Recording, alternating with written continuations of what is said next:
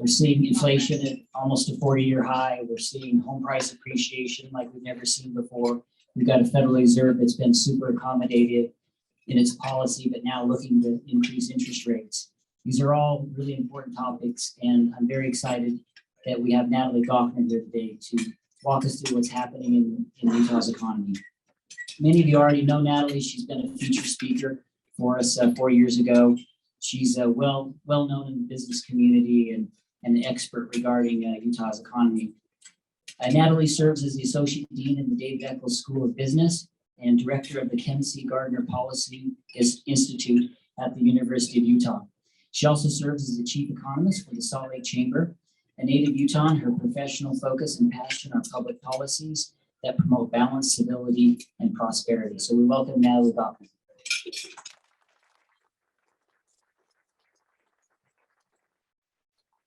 Thanks so much, Brandon, and great to be with all of you in the beautiful Cache Valley.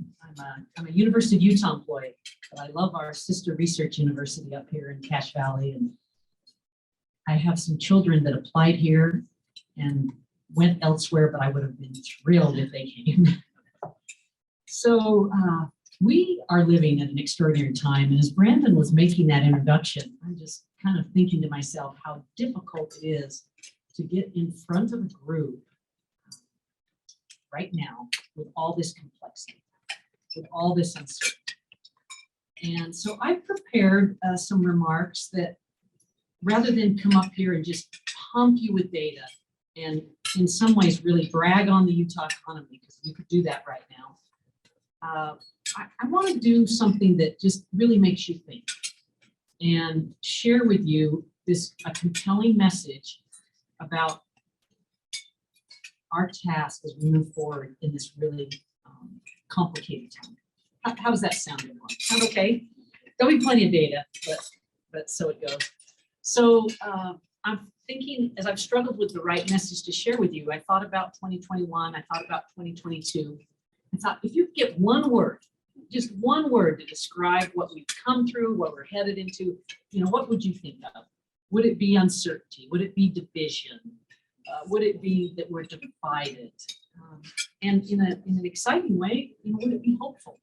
I mean, I was in the University of Utah's cabinet meeting this morning, and Dr. Good, who's the senior VP over University Health, said, we've crested and things are looking better. And so, there was some hope in that to me. So I find myself feeling all of these words and a lot of more. I feel disquieted. I feel a little ill at ease about the state of our nation and the world. But at the same time, I'm highly motivated, and I'm very hopeful that we can achieve a better future. And I'm very bullish on the state of Utah and on the Cache Valley, Cache County, Northern Utah economy. So there's this juxtaposition of, challenge with this juxtaposition of hope and things that are going on. But we're going to start with the challenge, and I'm going to read you something that I'm a little hesitant to read because it's not a little bit, it's very negative. But the next thing I read will be positive. Okay, fair enough.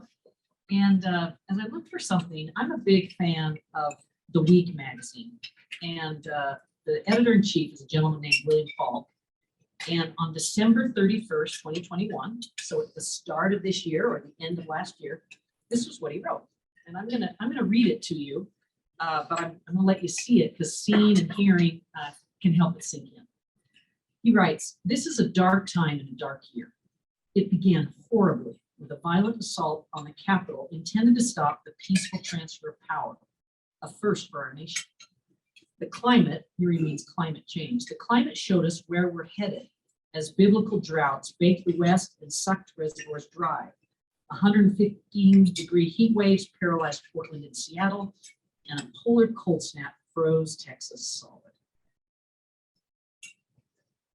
Forests in the western U.S. exploded into flames. Monstrous tornadoes, almost never seen in December, erased communities across Kentucky and the Midwest. The pandemic we thought we'd beaten in the spring roared back twice through Greek-lettered, mutation-disguised variants that have filled hospitals and morgues with voluntarily unvaccinated. In this season of renewal and hope, it takes real effort to find optimism about the future in our sour, beleaguered hearts. Now, I told you I was starting from a really low point. But some, some clever writing, and it's meant to kind of have a little bit of a impact on the way we think. And I might say you can agree or disagree with what's being said, but just know it's being said. Well, he continues, one more paragraph. We can reasonably hope the pandemic will wane this year at last, after holding humanity hostage for more than 2 years. But there's no reason to expect an end to another viral epidemic of misinformation and tribal hatred that endangers our democracy. Americans no longer share common facts, information, or trusted sources and experts. Extremists on both sides are pushing the parties further apart, and on the right, a radical anti-democracy movement is gaining momentum. 3 retired US generals warned this week that a disputed presidential election in 2024 could cause a total breakdown of the chain of command along party lines, an actual civil war.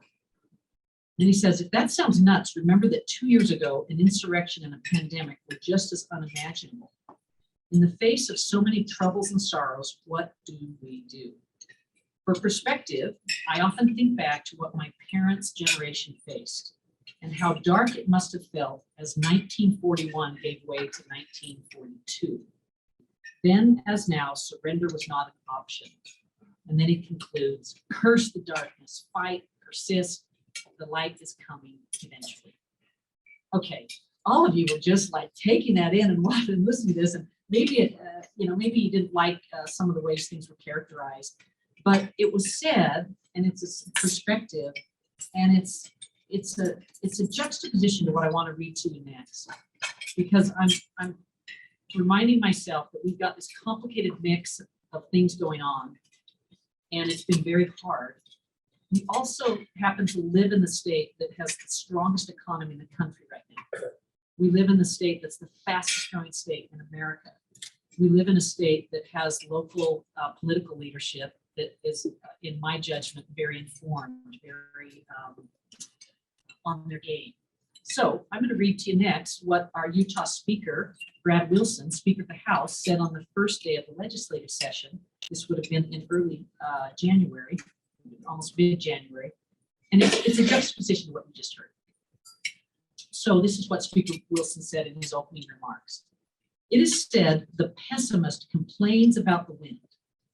The optimist expects it to change, and the realist adjusts the sail.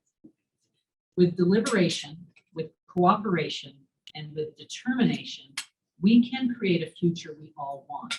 Let's be bold as we chart the Utah way, he says before. And you note how William Falk at the end of his thing said, eventually. And this guy says, forward. Like, set the sail, drive on. Well, that's the way I wanted to set up this discussion with you today, is to basically acknowledge that we've got a mix of challenge and hopefulness and action that needs to be taken. And so in the next 45 minutes or so, I'm gonna break bread with you. I'm not eating with you, but I'm gonna invite you into a metaphoric kitchen, if you will. And we're gonna make a warm winter stew.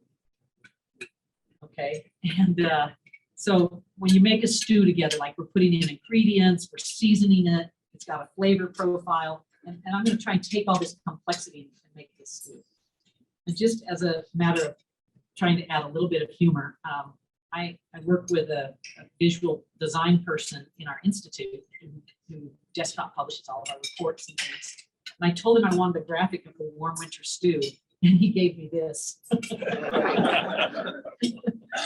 And I was like, oh, I couldn't communicate that very well, but I thought that was sort of funny. Okay, so I like the metaphor of a stew for 2 reasons. A stew brings comfort, right? It's a comfort food, and we need comfort during a challenging time like this. But I also like that a stew brings together all these ingredients into a single flavor profile. It helps us make sense of all these cascading and colliding events around us. And the stew that we get to make is distinctly Utah, distinctly Northern Utah, distinctly Cache County. I'm going to say it's made in Utah, and it provides actually a juxtaposition to the nation, which is, I think, part of where the hopefulness lies. So before we jump into the kitchen, I want to tell you some of the chefs that I've borrowed recipes from or thinking from.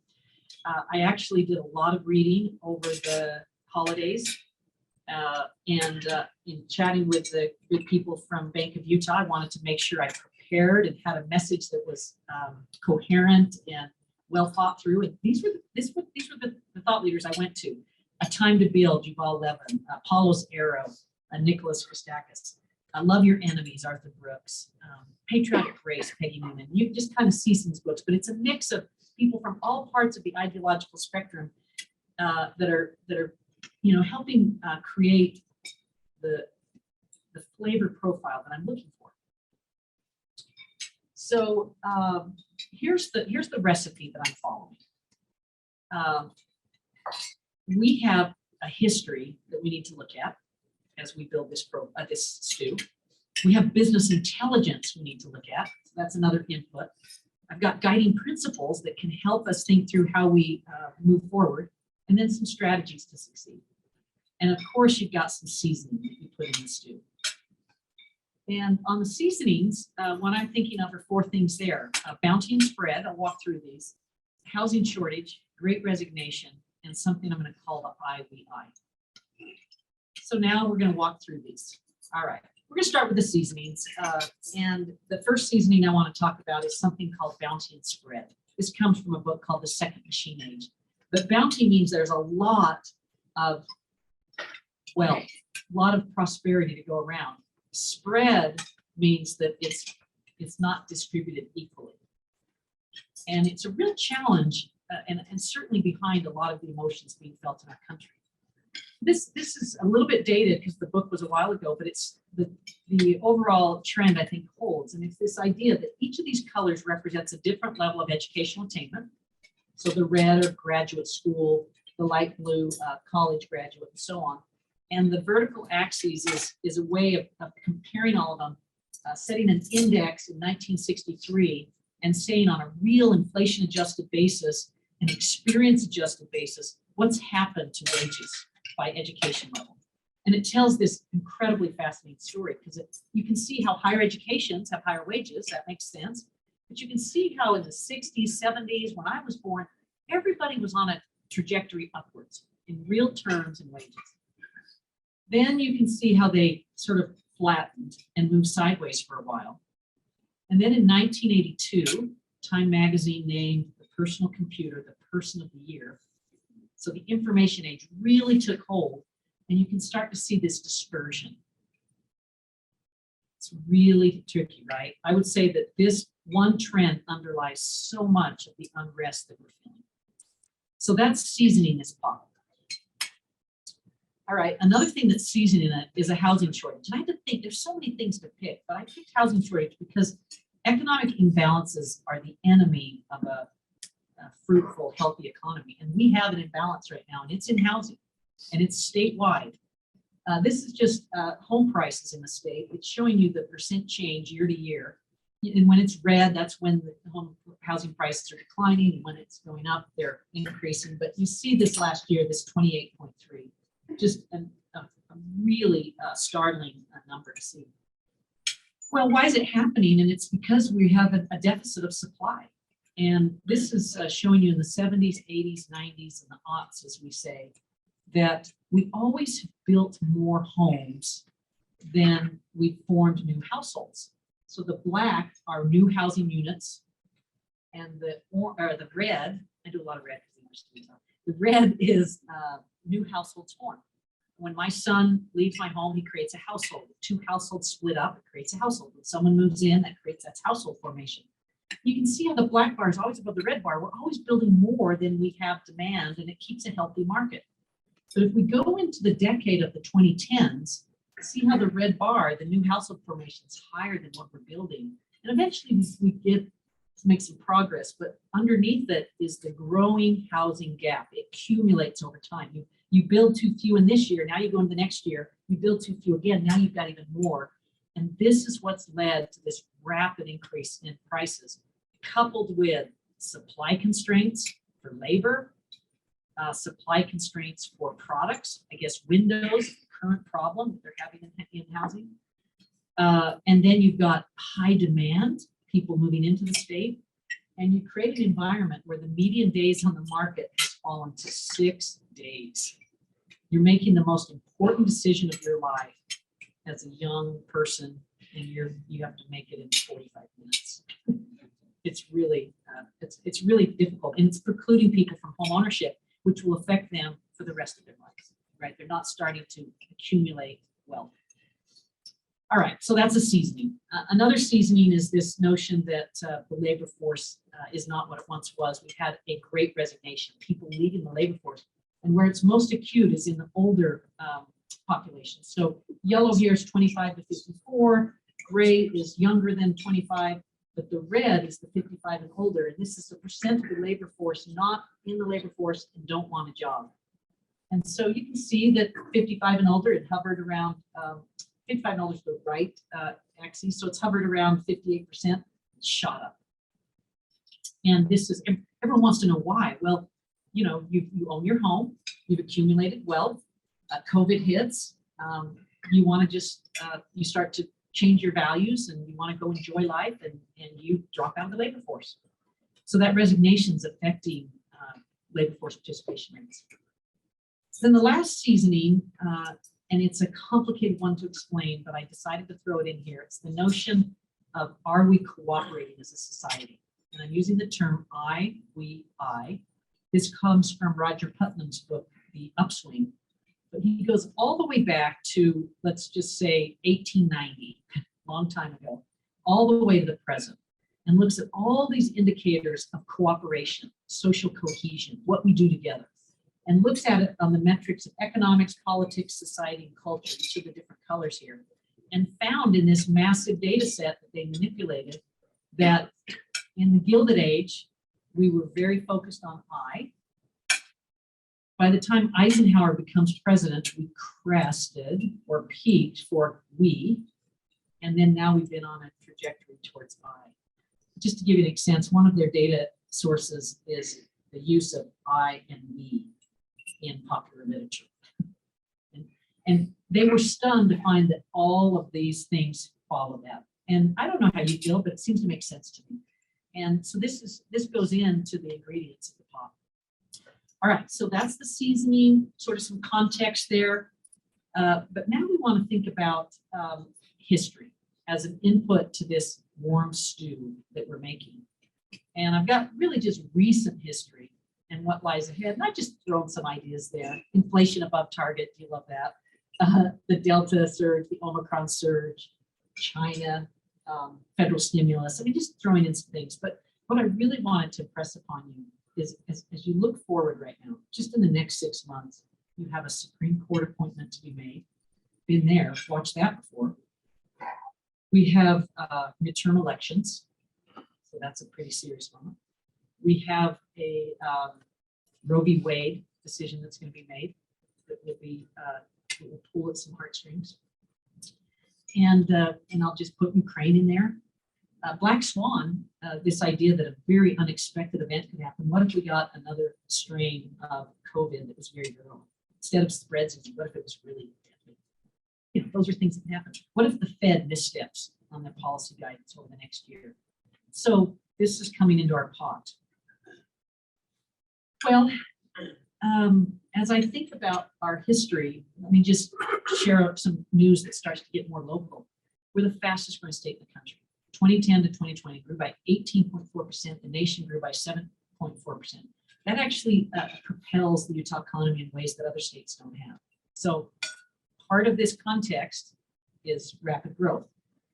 Kind of look at this, and you can see the the share of growth in 2021, and you can see Cache County there, and kind of, I should have made it the USU colors, but this was done outside of my desktop, but you see sort of the lime green there. 6% of the state's growth in 2021 came from this area. You can see some of the others. What's really dominant here, and having fun here, I made Utah County red. You like that? But Utah County's a really impressive story here. But this becomes part of the let's just call it context that we're in is growth and even at the more local level. So here I've got it by county. You can see, Cache County added 3,500 more residents in 1 year. That's a lot of growth. You can kind of watch the other, Box Elder County, 1,300, and you can see the growth rates over on the right. But essentially, with the exception of Garfield County, this is a state that's growing. The other kind of historical perspective is just to think what COVID has done to the economy. And this is job change. And here I'm also trying to draw a distinction between Utah and the US. So Utah's in red, US in gray. This is job growth, and you're seeing it from January 2000. So you get a couple of decades of history here. You see those are recessions. So that was the dot-com recession. The width of them is how long they are. Then you got the Great Recession. Then you have really the V-shaped pandemic recession. But look how the red line doesn't go as deep during the pandemic recession. That means Utah didn't get hit as hard. Look how we popped out sooner. And then now where we are today, we're at a higher level. So this is part of the context that you're in a state that is performing better than the nation, but it gets better than that. Because if we look at job growth state by state from 2019 to 2021, we have to take out the recession. We don't want to think about COVID in this case. We just want to say, where were we before the pandemic and where are we today? This is the most stunning figure that I'll show you because you see Idaho, Utah, Arizona, and Texas are the only states in the country that have reclaimed the jobs that they've lost since 2019 and are growing. So imagine doing business in these other states. Imagine how different that feels. So, when our speaker says forward, when Speaker Wilson says, set your sails, it's because we have that capacity to do this. The job profile, the growth is broad-based. So you can see all the different areas. You can look at what industry you're in, but construction for the last 3 years has been the fastest growing major industry in our state. We don't have a housing shortage because construction's not doing its job. We have a much better situation because the construction industry is finding ways to create new supply and to employ people. And then the last thing I'll say just on this time frame kind of context is we also benefit from this very diverse economy. This is an index of diversity. The dark red are the most diverse, economically diverse states in the country. Just think about what an achievement it is for an interior Western state to have among the most diverse economies in the country. That means that when tourism gets hit in the pandemic, like it did in Colorado, see how low the numbers there, or Wyoming, energy, that's the least diverse economy in the country. They're all their eggs are in one basket, but in our state we have everything. Aerospace, defense, transportation, tourism, life sciences, tech, agriculture, energy, it's all here. All right, so next part of ingredients, and by the way, I'm going to save a lot of time for some questions, and so be thinking of your questions here, but business intelligence and all these inputs that are coming in as you're trying to make sense of this world. I've just given some examples of what's coming in. What I wanted to just highlight is a risk matrix. On one axis, it's the severity of the shock if this happens, and on the other one, it's the likelihood. But I've highlighted in three the two that I'm most interested in. If the pandemic intensifies and if the Fed makes a misstep. You can look at some of these other ones, but that's the risk profile that we're facing. And then we've got a supply chain that's essentially disrupted and largely broken. This is a stress index of our supply chain. This is what's largely behind the rise in inflation. And then you've got rise in inflation, the sting. If you look at the very end, how high it is. I wanted to show more history. So you see that we always have inflation moving around. But for many, for the most recent history, we got to hover below 2, right at 2.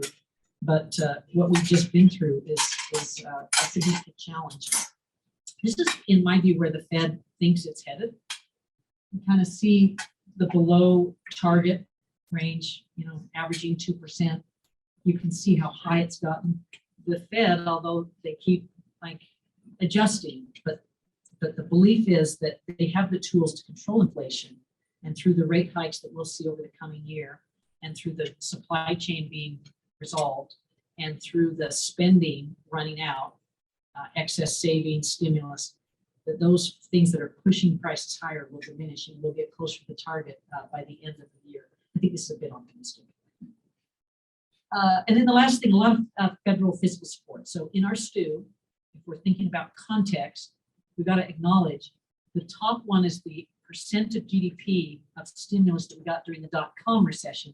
The next one's the percent during the financial crisis. And the bottom one is COVID, approaching 25% of GDP, a really astounding number. All right, last part of the stew is, so remember how I said I want to think more hopefully about what do we do to set ourselves in this environment. And I have some guiding principles, and these have really come from those readings that I shared with you. But the author of Apollo's Arrows, an expert on pandemics, said pandemics call for great wisdom, both in our leaders and in ourselves. So in terms of these principles, what's the great wisdom we're going to draw upon? And then Arthur Brooks, former head of the American Enterprise Institute, he said that we need national healing every bit as much as economic growth. Isn't that interesting? Like it's always like economic growth and the economy solves things. And I'm an economic person who thinks that a healthy economy solves most problems, but he's saying we need national healing even more. So I picked 3 guiding principles. They're more philosophical. This is not economic advice, but more just human advice about what we're doing. Practice warm-heartedness, respect facts and deploy reason, and seek balance. And the way that I wanted to just present these 2 is just to kind of share a quote for each of them to get you thinking. I think guiding principles are things we live by. So as we're cooking this stew and sharing it together, what do we live by? Arthur Brooks said he had a conversation with the Dalai Lama and asked His Holiness, what do you do when you feel content? And His Holiness said, practice warm-heartedness. I think it's a really helpful thing in the environment we're in. On the deploy facts, respect facts and deploy reason, John Meacham, the famous historian, said, there is such a thing as discernible reality. Like we don't have to live in a factless world. And by acknowledging certain facts, surface temperature of the earth rising, taxes get in the way of innovation, things that we know and can prove and can show. If we respect that, it's a guiding principle that's going to help us. And then the last one, I'm going to go to the president of the University of Utah, my boss, Taylor Randall. This is on the seek balance principle. He said, when you focus on one problem, you lose perspective. And the idea they always use is if you pick up a stone and you put it close to your eye, all you see is the stone. But if you put it back down, you see the panorama. Through the COVID pandemic, there was a temptation to focus all on COVID and not at all on the economy, right? And that's when you get out of balance. So that's what's being said there as you seek balance. So then I've got the strategies. This is the last part, and then I'll open it up for questions. The strategies are more like a plan of action. Given all the things we put in the stew, it's fluid, it's complex, it's challenging, some good things, but it's challenging. What are the strategies? And I'm saying prepare for an economic resorting. No one comes out of the pandemic the same. The economy changes. Structural changes are afoot. Second, take care of yourself and your people. Show some data about that. Third, care for those left behind. That's the spread. And finally, invest in institutions. So to just play this out a little bit, when I think of an economic resorting, I'm thinking of structural changes. And when we think of structural changes, they're demographic, they're behavioral, they're economic. So Zoom towns, my guess is Logan has a fair claim as a Zoom town.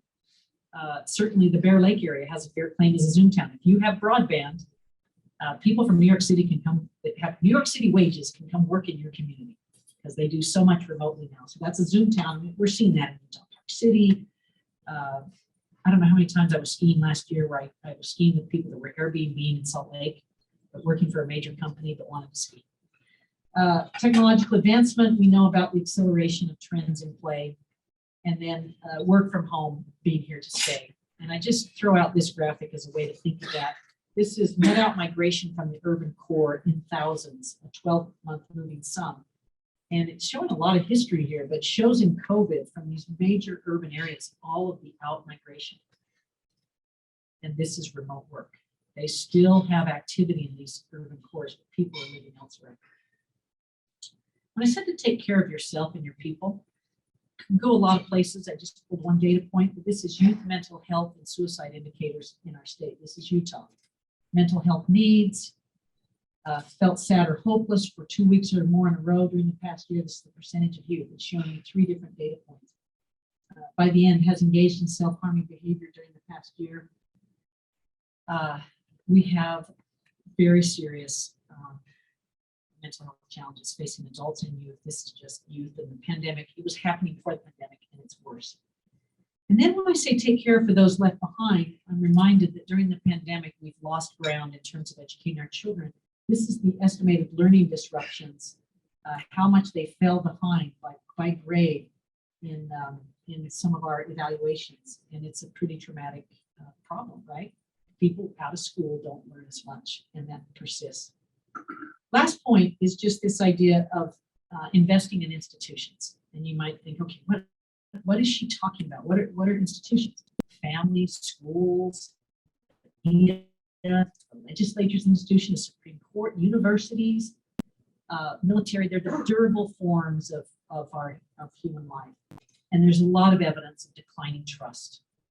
And without them, I like this last point, without them, we feel social shapelessness, crisis of connectedness, a need for social replenishment. I don't know if that speaks to all of you, but this is what Yuval Levin's writing about in his book, Time to Build. Here's partisanship and presidential approval. It's the own party approval minus the other party approval. And, you know, there's a pretty clear trend. We're divided. The emptying of pews and the multiplying of the nuns. So this is the fraction of the adult population that has no religious attendance in gray, or in red, no religious preference. That's sort of the nuns. Rising, right? This is institutions struggling. So what we see is that instead of using institutions to mold society, they become platforms. And people become, rather than formative, performative. And you can get this presidency and Congress as stages for political performance art, journalism indistinguishable from activism. Tell me that's not happening. So that, my friends, is the warm winter stew. And I don't know if I've been too on the sort of challenging negative side, or if I've provided some hope, but hopefully in the Q&A I can give you that hope. It's my opinion that with that complex flavor profile, there's no place I'd rather be than the state of Utah. And with that, bon appetit.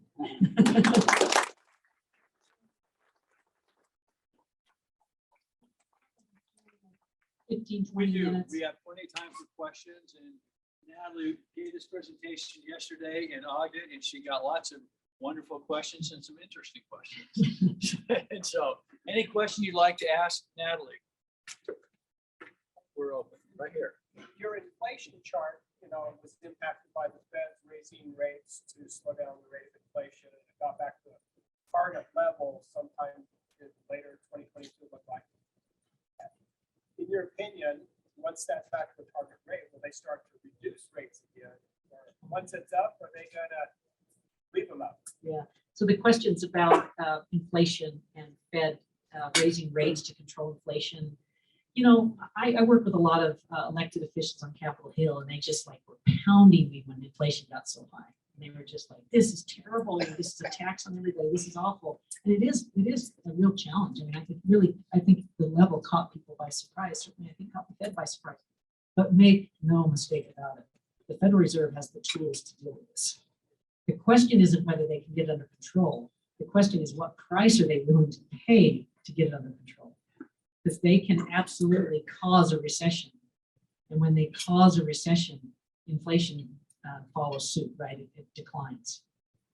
So the real trick here is, does the Fed make the proper decisions, to the best analogy you can think of, to land the plane?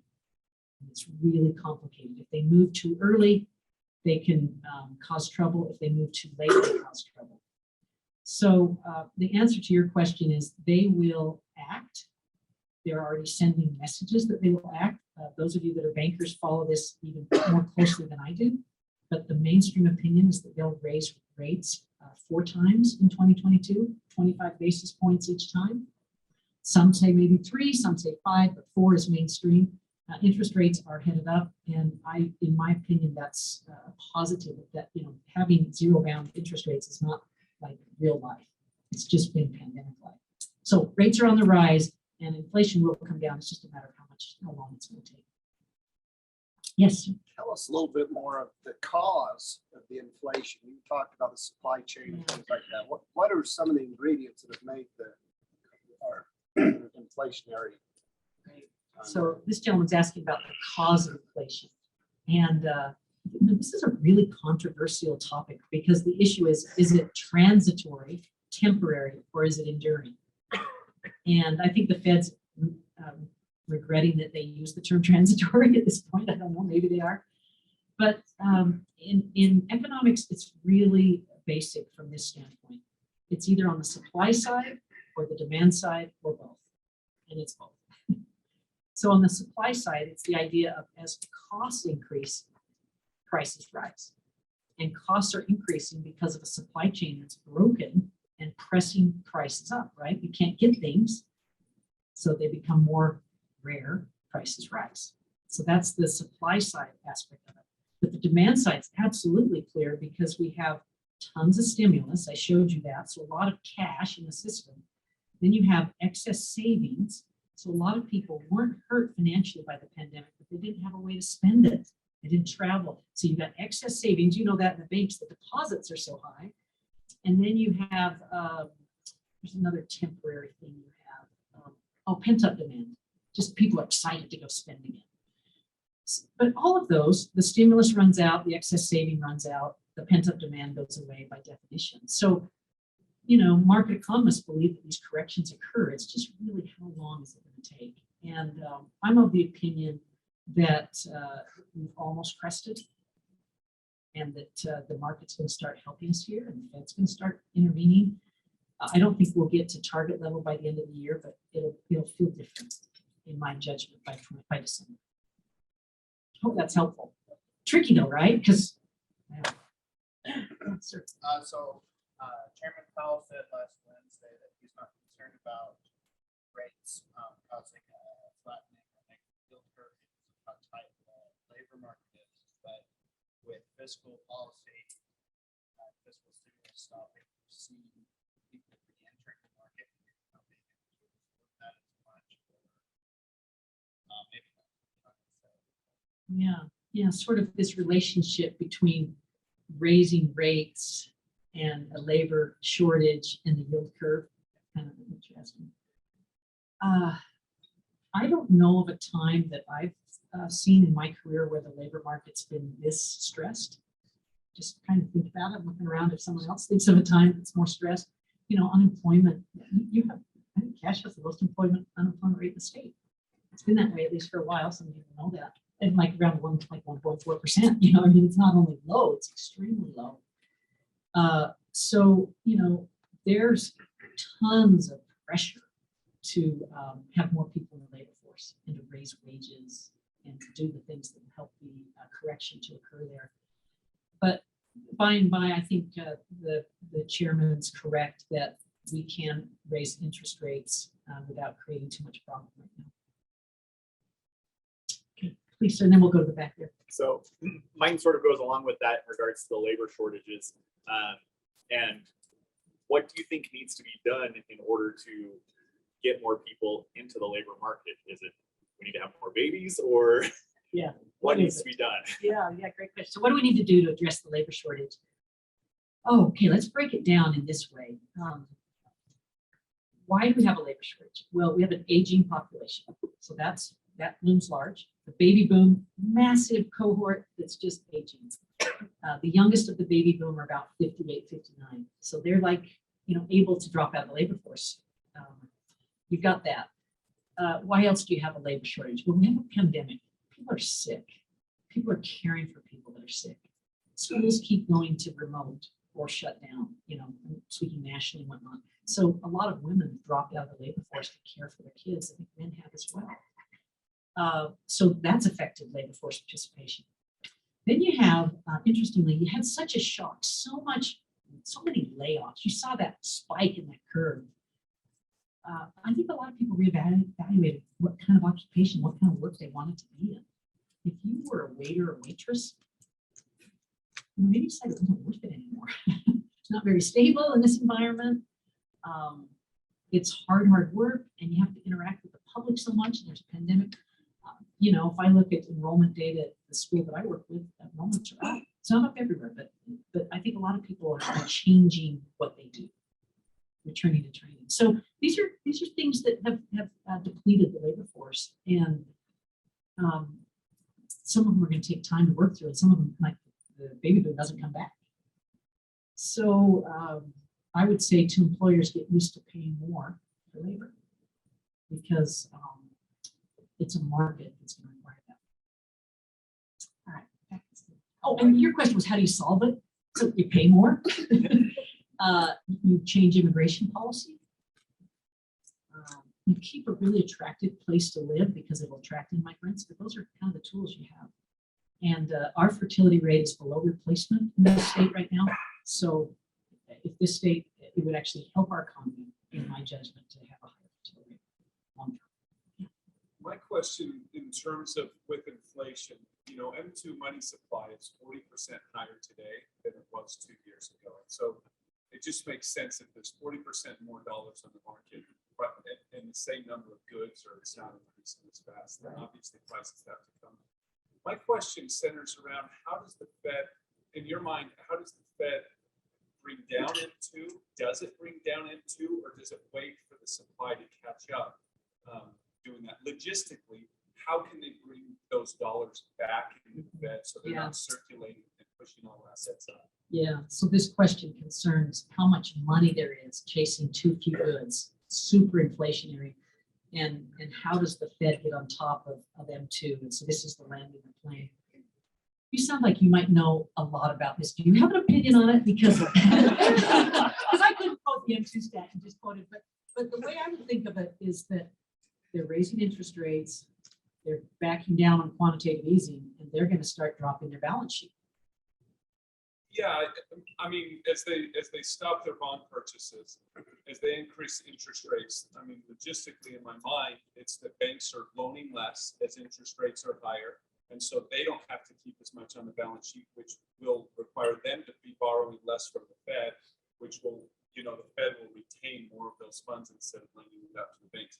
That's what makes sense to me. That historically, there hasn't been periods where M2 has gone down. It's the market coming up, but historically, we've never had a 40% jump in it's so different in 2 years. And we have an active Fed. Yeah, and so that's all the tools that I know they have, but I'm interested to know if you know if they have any other tools. Yeah, I don't know of other tools. I do know, so I keep a listing of like people that are on the Federal Open Market Committee and whether they're hawks or doves or neutral. And anyway, what's interesting is they've been changing. It used to be that you kind of knew, but they've been changing. And so I think that this is why on that risk matrix, the Fed was so high, because they've got an incredible technology. And I will say that so does our federal government, because they've got some spending bills that they've got in the hopper. And what do they do with them? Where are we at, Roger? Maybe we're still got a couple more. Okay. A couple more questions here. You guys are not being particularly easy on me. Question about housing. Okay. So if we have the baby boomers that are leaving the workforce, they eventually came to mortality. And those houses. They get smaller. The cohort gets smaller every year. Because of that. They're dying off. Yes. So it leads to a bubble eventually somewhere when that mortality hits. Yeah. The housing we'll hit a bubble and we'll have a glutton of housing. And the second one, back on housing, is the effect of Airbnbs in the housing market. Obviously, they are tourists and are taking out a house out of the residential living market and putting it into a. Boy, these are really So great point. anyway, if you Yeah, this talk on the housing side, So, what's going to happen when we build enough housing that we have too many? tell me your first name. Ryan. Brian just complicated our stew in a big way, right? Because, you know, we've got this housing crisis. It's that significant. And he's saying as the baby boomers age and die, there's this potential for many more homes to be on the market. So you got to watch that because that's a household drop, not a formation, it's a drop.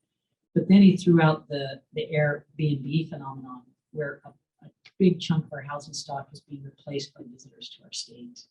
And we're a very tourism dependent state, large tourism industry. So that's part of the stew. That's part of the complication. My daughter has a house in the Marmalade district, right by Capitol Hill, has a legal apartment in the basement. She Airbnbs it. And, you know, and that took a housing unit off the market. So I don't have a great answer to this, except that this is part of the complicated stew that we're in. And that's why the proper response, I would say, is to be prepared for an economic resorting, you know, care for yourself and others, care for those who are left behind, and invest in institutions. When I say invest in institutions, part of the solution here is for local government to help us with the housing supply issue and help with regulation that helps there. But we also have to have a population that is willing to live differently, because it's not the same future as we've had. Tough news. Maybe the stew just got a little sour there. Okay, great. Where is our population growth coming from, out or within, and where's it projected to come from? This question is, where's our growth coming from without and within? So we grow by just over 50,000 people a year on average in Utah. Nobody asks somebody when they move in, like, you cross state borders, where'd you come from? So we have to rely on interesting data sources, survey data. The most common one I'm familiar with is IRS migration flow. So they look at where did you file your tax return in 1 year and where did you file in another. That's a pretty good indication. But the data that I've looked at, clearly our most active place source of new migrants is California. No surprise there. Somewhere between 12 and 25%, depending on the year. After that, it's our adjacent states. So it's Arizona, Idaho, Nevada, and then large states, just by virtue of their large. We actually get a lot of Florida, New York, Ohio. But here's the real trick. I mentioned we grow by about 50,000 people a year. The historical average is that 2/3 of that growth is from births minus deaths, natural births. 2/3 ourselves. In 2021, it was 2/3 net migration. That's the Zoom town. And so that means that we're changing, Utah's changing. Maybe some of those migrants are Utahns that are just coming back, but I have a suspicion that we're a magnet state that's diversifying racially and ethnically, that's urbanizing, that's aging, and you know, becoming a new Utah. I tell people we're the 34th largest state for my whole career. 2020 census, we jumped to 30th largest state. That's really interesting. Makes us a mid-sized state. It's different. We're going to do a big report at Gardner Institute on urbanization because they're all coming to urban Utah. Okay, yeah. All right. I live over across the mountain over there, and we're growing really fast, and sort of involved with our city government and everything. And we're having, this is sort of a social question. Because we're growing as fast as we're growing over there, we've got a lot of people that are in our community that are just putting up a lot of fight. You know, they don't want to see little Tremont change. They want to keep it the same. And there's a lot of people that are arguing that point. and we're dealing with referendums and all of this kind of thing, dealing with growth. How do we address that situation where you're growing to the point where people are sort of saying, well, we don't have enough school, room, and we don't have this, we don't have, our farms are going away, and all of these kind of things are all questions that they're having, and they're serious questions that they're bringing up, but I don't know how to deal with it. Maybe you So don't the either. question is, if I just summarize that, it's this idea that as we grow, there's a lot of resentment to that growth, or people that don't want it, NIMBYism, not in my backyard. What do you do? I've found in my work that when people oppose growth, it's out of a sense of loss. They fear a sense of loss, something that's important to them, they worry is going to go away. And that when someone has a fear of loss, it's really hard to address that. So I struggle with the right way to answer that, but I want to say that where I go to is I go to right here because this is what we live by, right? I want to practice warm heartedness to everybody. And I want to recognize that people have different life experiences, and I got to listen and understand where they're coming from. And I hope they'll respect me too as I share that. If you look at facts and deploy reason, if people want to keep growth out, they're really their children won't be able to live by them. Their grandchildren won't be able to live by them. So that's deploying fact and reason. And then in seeking balance, like it's a real problem to impose growth without investing in infrastructure. So if we're going to have growth, let's also invest in our quality of life. Those are the things that we have to do. Super hard at the local level. Okay, Roger. Okay, thank you. Let's give her a hand. Okay, thanks everybody.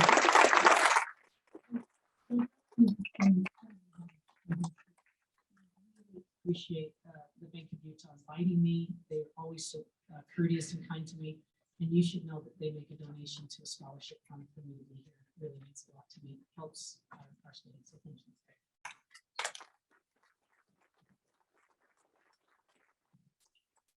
Natalie does a great job. I'm so thankful for her to come in and take time out of her busy schedule to talk to all of us. I think it's really helpful to all of us and we get a bigger picture, and that's what we're looking for. Couple things for you. First of all, I hope the baby boomers don't die off too soon.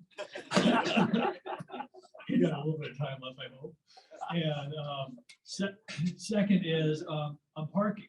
So if everybody looks at your menu, on the bottom of your menu is a parking receipt. So you go out there and put it in and you get out for free, get out of jail free card for that. So that's for you.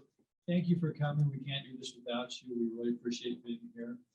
And with that, we're